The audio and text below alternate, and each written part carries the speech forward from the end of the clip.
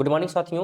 इस वीडियो में हम लोग कवर करने वाले हैं 29 जनवरी से जुड़े हुए महत्वपूर्ण करंट अफेयर जो सभी प्रकार की परीक्षाओं के लिए महत्वपूर्ण होगी। इसमें प्रश्न जो है बिल्कुल एमसीक्यू लिए गए हैं और प्रत्येक प्रश्न से जुड़े हुए महत्वपूर्ण बिंदु भी क्या है कवर किए जाएंगे, तो वीडियो इंपॉर्टेंट होगी प्रत्येक प्रकार के एग्जाम के लिए, तो इसलिए वीडियो को बिल्कुल लास्ट तक जरूर देखिएगा। पहला प्रश्न कह रहा है कि वाइली रिसर्च हीरोज पुरस्कार जीतने वाले पहले भारतीय कौन बने हैं।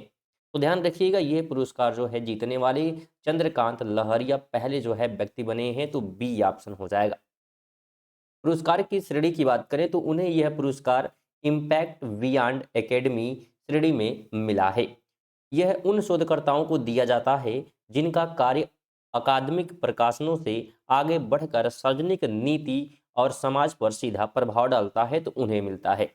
ग्लोबल चयन की बात करें तो इस वर्ष दुनिया भर में 2000 से अधिक नामांकन प्राप्त हुए थे, जिनमें से केवल 5 शोधकर्ताओं को ही चुना गया है। अगला प्रश्न है कि दुनिया का सबसे बड़ा कंप्रेस्ड एनर एनर्जी स्टोरेज प्लांट किस देश ने शुरू किया है। सबसे बड़े जो है कंप्रेस्ड एयर एनर्जी स्टोरेज की बात की जाए तो यह जो है चीन द्वारा जो है शुरू किया गया, ऑप्शन बी हो जाएगा। स्थान की बात करेंगे तो जियांगसू प्रांत में शुरू किया गया और क्षमता की बात करेंगे तो 2.4 गीगावाट है। तकनीक की है, यह जो है संयंत्र रुद्रोष्म संपीड़ित वायु ऊर्जा भंडारण तकनीक का उपयोग करता है।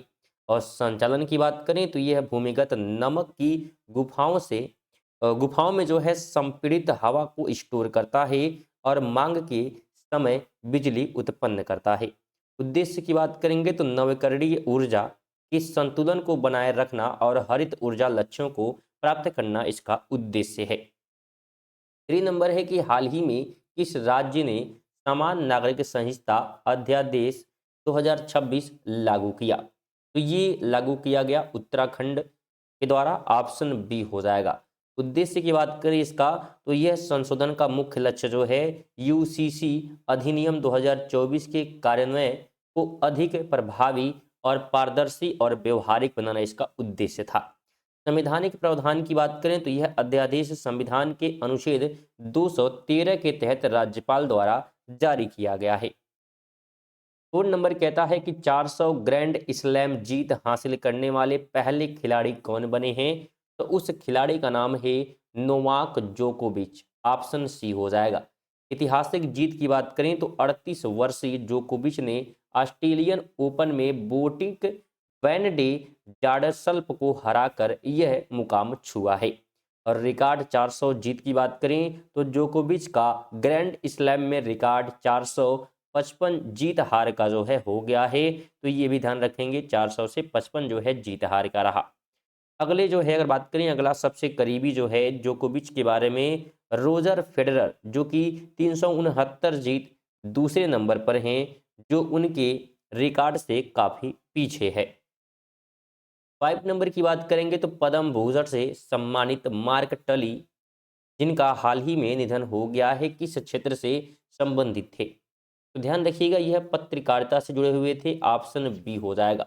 पत्रकारिता करियर की बात करें तो मार्क टली ने 1964 में बीबीसी ज्वाइन किया था और वे 1972 से 1993 तक 22 वर्षों तक दिल्ली में बीबीसी के ब्यूरो चीफ रहे हैं।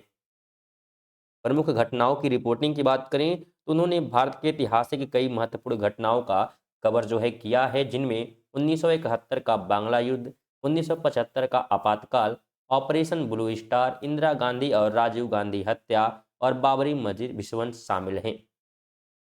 अगला प्रश्न है कि वीमेन प्रीमियर लीग 2026 में शतक बनाने वाली पहली महिला खिलाड़ी कौन बनी है।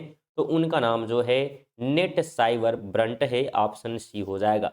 ऐतिहासिक पारी की बात करें तो नेट सिविर ब्रंट ने यह शतक 57 गेंदों में बनाया और अपनी पारी में 16 चौके और एक छक्का लगाया। डब्ल्यूपीएल के अगर पहले जो शतक की बात करें तो यह डब्ल्यूपीएल के इतिहास में 82वां मैच था और 1059 दिनों के इंतजार के बाद पहला व्यक्तिगत शतक था। रिकॉर्ड की बात करें तो इस पारी से पहले सोफी डिवाइन और जॉर्जिया वोल 99 रन के स्कोर पर आउट हो गई थी, जिससे यह मील का पत्थर छूने से चूक गई थी।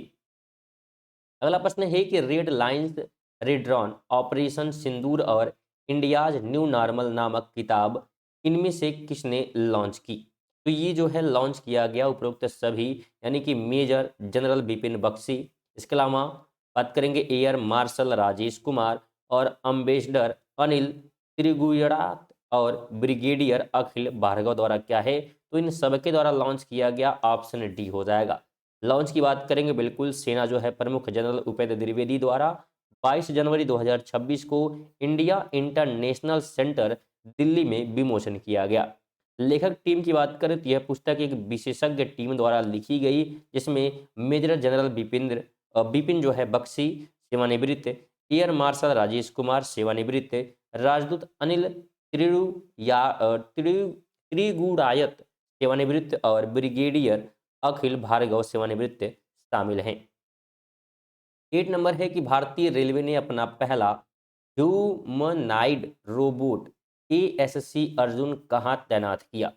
तो इसे जो है रेलवे के द्वारा कहाँ पे, तो विशाखापट्टनम में तैनात किया गया। ऑप्शन बी हो जाएगा। स्वदेशी तकनीक की बात करें तो इसे जो है विशाखापट्टनम में ही भारतीय रेलवे की तकनीकी टीम द्वारा पूरी तरह से स्वदेशी तकनीक का उपयोग करके विकसित किया गया है। सुरक्षा और निगरानी की बात करें तो यह फेस रिकग्निशन सिस्टम से लैस है, जो संदिग्धों की पहचान करने और रेलवे सुरक्षा बल के कंट्रोल रूम को रियल टाइम अलर्ट भेजने में सक्षम है। भीड़ प्रबंधन की बात करें तो एआई आधारित एल्गोरिदम की मदद से यह स्टेशन पर भीड़ के घनत्व की निगरानी करता है और अधिक भीड़ होने पर सुरक्षा कर्मियों को सूचित करता है।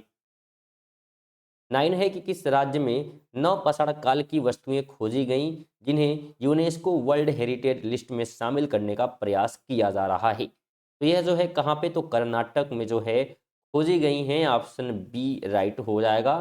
खोज की बात करेंगे तो नवपाषाण कालीन जो है उपकरण, पत्थर के औजार और पुरातात्विक अवशेष यहाँ पे प्राप्त हुए हैं। उद्देश्य की बात करेंगे तो लकुंडी के बहुआयामी सांस्कृतिक इतिहास को रेखांकित करना और इसे यूनेस्को की विश्व धरोहर सूची में शामिल करने की दावेदारी को मजबूत करना। महत्व की बात करें तो यह खोज सिद्ध करता है कि लकुंडी केवल मध्यकालीन मंदिरों के लिए नहीं बल्कि प्राचीन प्रागैतिहासिक बस्ती के रूप में भी महत्वपूर्ण है। 3 नंबर है कि फूलों के पौधों की एक नई प्रजाति स्ट्रोविलैथिस किस राज्य में खोजी गई?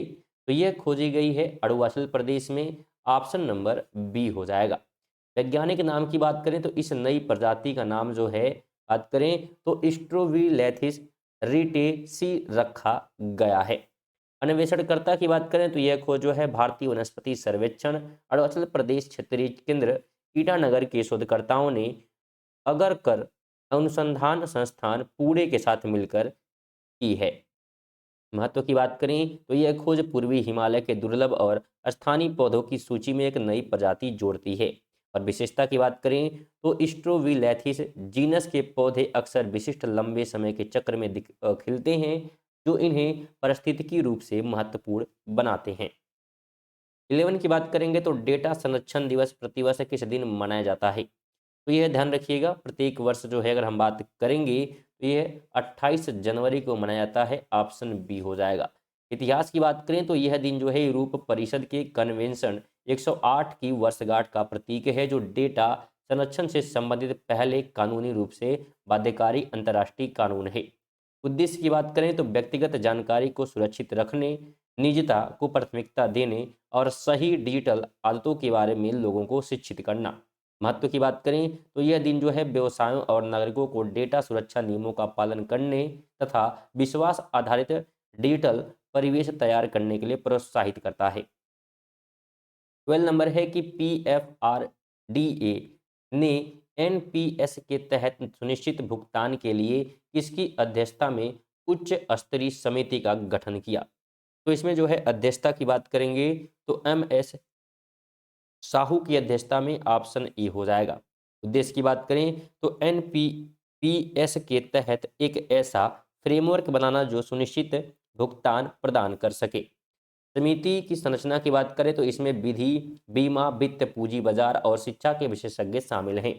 कार्य की बात करें तो यह समिति NPS सब्सक्राइबर्स को बाजार के जोखिम के बिना एक निश्चित पेंशन रिटर्न का विकल्प उपलब्ध कराने पर विचार विमर्श करेगी।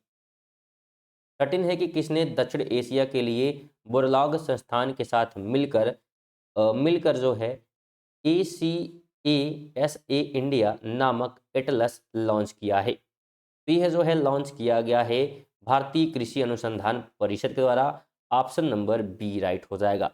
उद्देश्य की बात करें तो यह एक वेब सक्षम डिजिटल प्लेटफॉर्म है जो कृषि में स्थान विशिष्ट और डेटा आधारित अनुकूलन योजना प्रदान करता है।